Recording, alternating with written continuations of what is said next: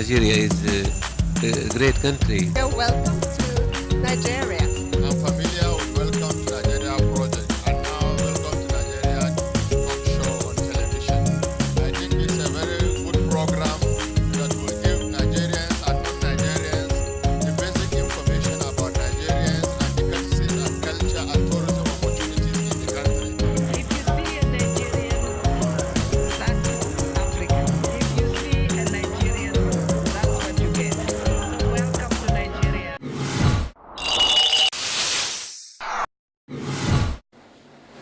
Yeah, this is Welcome to Nigeria Television Talk Show. It's another day in Nigeria. You're all welcome. Wherever you are across the world, it's nice having you join us on this program today. My name is Issa Sago on Welcome to Nigeria Television Talk Show, and a lot of things you need to know about this show, which is one, we take Nigeria to the world and bring the world to Nigeria. It is very important that Nigeria is understood and people share the Nigerian experience and get to know Nigeria better. And of course, we intend to explore the relationship between Nigeria and other countries of the world who are assisting Nigeria and the role Nigeria play in global, let's say, sustainable development. And this is Welcome to Nigeria Television Talk Show. As you join us for another interesting episode this week, stay tuned. We will be back. Welcome to Nigeria, the land of the people. Visit Nigeria, see for yourself the wonders of life, rich and simple, valued and free. Welcome to Nigeria. Welcome to Nigeria. Welcome to Nigeria. Welcome to Nigeria. Welcome to Nigeria. Welcome to Nigeria. Nigeria is your home, where life means so much. You may live in the America. Welcome to Nigeria.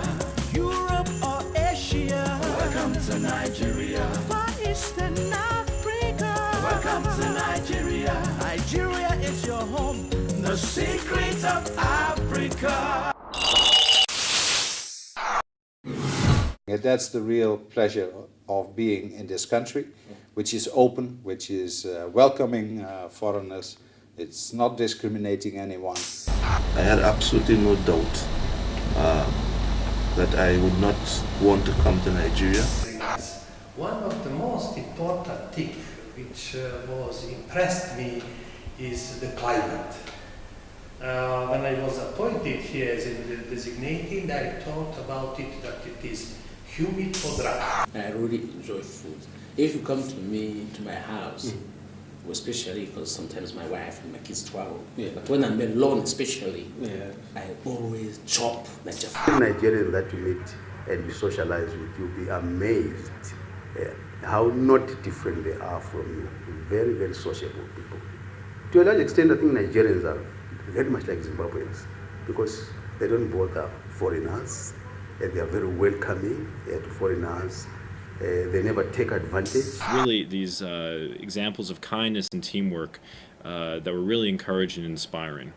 And I'll absolutely remember that for the rest of my life. I really would say just the people, the Nigerian people themselves, very, very vibrant, very friendly, very outgoing, very welcoming.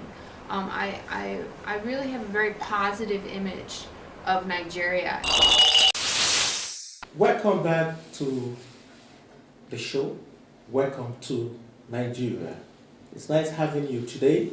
We're here at the Canadian High Commissioner residence in Nigeria. We're looking at Canada and Nigeria's bilateral relationship, or you could say multilateral relationship, and we're looking at the role Canada is playing in assisting Nigeria get to the other level in terms of development. And let's look at the other issues relating to His Excellency's stay in Nigeria. This is Welcome to Nigeria Television Talk Show. I'm here with His Excellency Cooter, the High Commissioner of Canada here in Nigeria, the Canadian High Commission here in Nigeria. Of course, he has had some wonderful stay in Nigeria, but I tell you, I'm not going to speak for him, but he has that of experiences to share with Nigerians and viewers watching this program. Your Excellency, sir, you're welcome to Nigeria. Thank you, Issa, and welcome to the official residence, and welcome to all your viewers as well.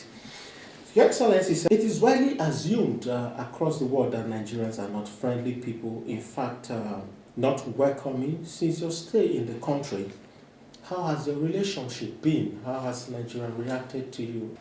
Well, you know, when I came to Nigeria, I'd never been here before either. I came here in 2010, about 2.5 years ago.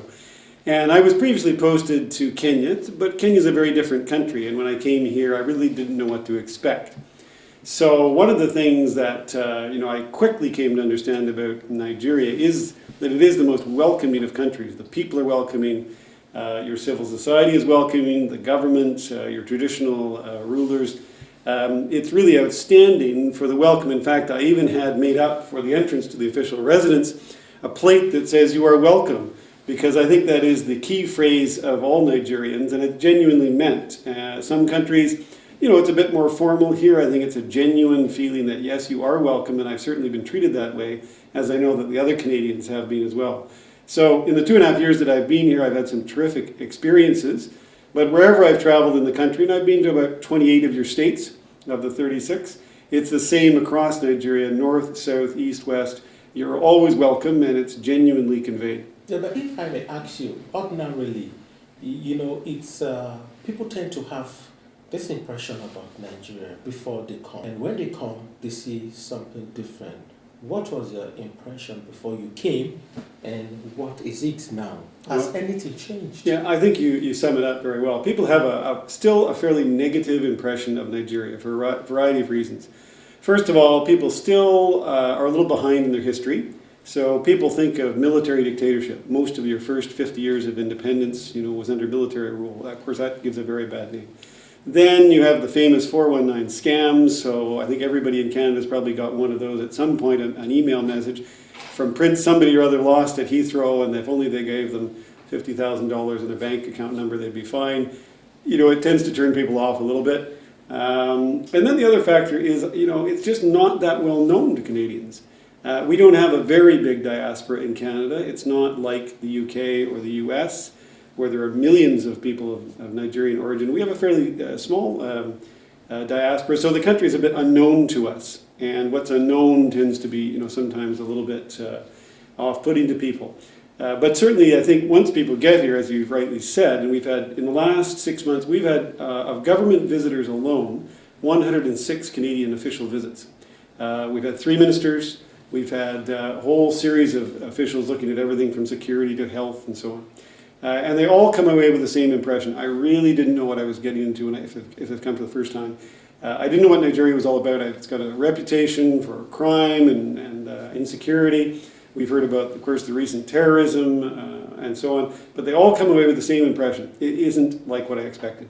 So when they get here, either usually to Lagos or to Abuja, they come away with a much, much more positive impression. And, the worst thing I've ever heard anybody say after being here is that, well, it's more or less like other developing countries, but most people come away with a much more positive impression and are interested in coming back and doing work and staying longer if they're already in a posting, for example. Yeah, but if I may ask you, you made mention of something that is quite striking, which is the issue of terrorism and insurgency.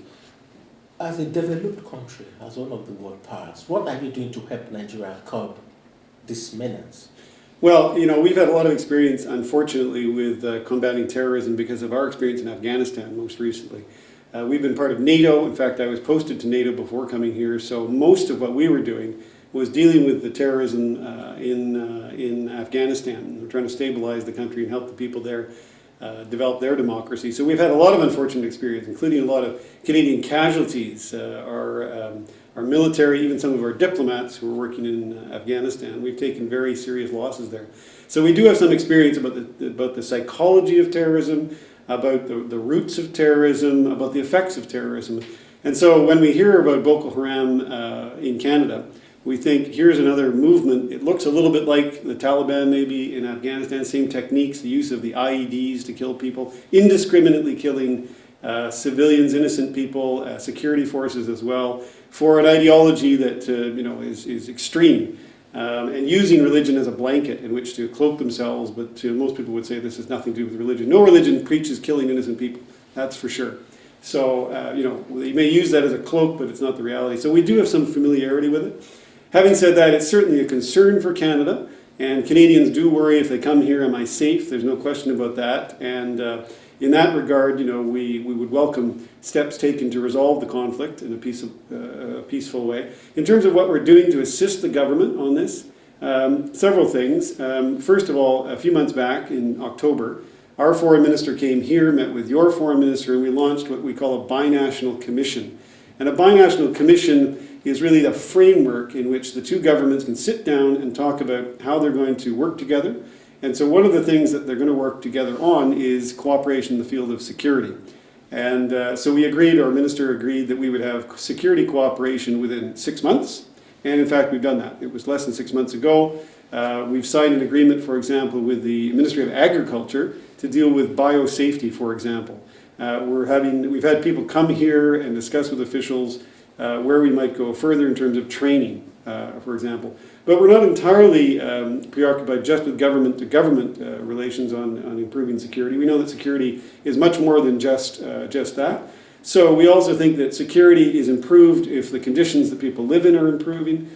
And to that end, our aid agency, for example, supports the improvement of health. That comes out of our Muskoka G8 summit, which was held in Canada a couple of years ago, when our Prime Minister committed to assisting in that area.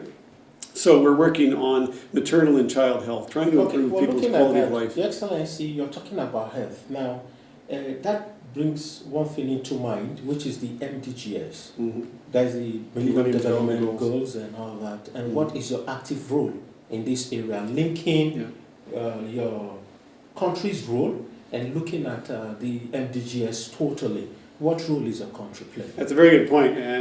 Our approach on health is exactly that. It's linked to the achievement of the Millennium Development Goals, the MDGs, by 2015. That's when the goals were set by the United Nations. And so we can't do everything. Our resources are limited, but what we thought we could do that would have the most effect was in maternal and child health. There's a lot of problems in this country. The indicators are quite low in some parts of the country. So we're working very closely with your Minister of Health and with the United Nations agencies like the World Health Organization to increase the access of women to good services so when they have children, it's safe. And that's our main focus. So that's how we hope to help Nigeria achieve the Millennium Development Goals. That's our particular focus. This is Welcome to Nigeria Television Talk Show with His Excellency, the Canadian High Commissioner to Nigeria, His Excellency Chris Cooter.